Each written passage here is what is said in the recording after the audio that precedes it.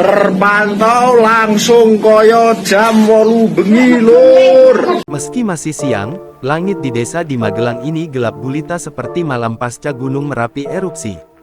Pasca erupsi Gunung Merapi yang terjadi pada hari ini, Sabtu tanggal 11 Maret tahun 2023, siang pukul 12.12 waktu Indonesia Barat, Desa Paten, Kecamatan Dukun, Kabupaten Magelang tampak seperti malam. Hal tersebut terlihat pada video yang diunggah oleh akun Twitter, @merapi_uncover. Meski masih siang, namun suasananya telah gelap seperti malam hari, tampak pula abu berwarna putih berterbangan di lokasi tersebut akibat hujan abu vulkanik. Terpantau langsung koyo jam 8 bengi lur. Langsung peteng dedet.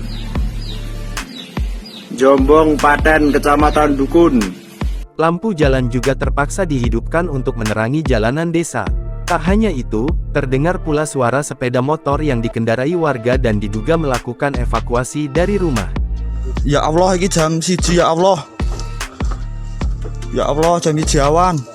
Pasca Gunung Merapi erupsi, Badan Nasional Penanggulangan Bencana BNPB menjelaskan, guguran lava dan awan panas mencapai beberapa sungai seperti Sungai Bedong, Krasak, hingga Bebeng. Sementara ada satu kali guguran lawan dengan jarak luncur 1.500 meter menuju barat daya. Imbas erupsinya Gunung Merapi, BPPTKG melihat adanya potensi bahaya guguran lava dan awan panas di Sungai Boyong hingga Krasak.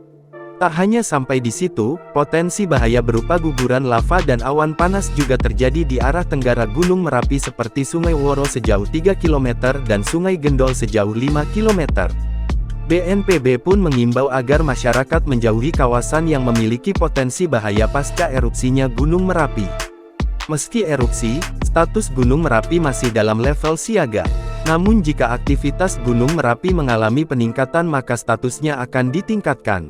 Sementara berdasarkan laporan dari Tim Reaksi Cepat TRC, BPBD DIY, hingga pukul 14.25 waktu Indonesia Barat, wilayah Yogyakarta belum terdampak luncuran awan panas pasca erupsi Gunung Merapi.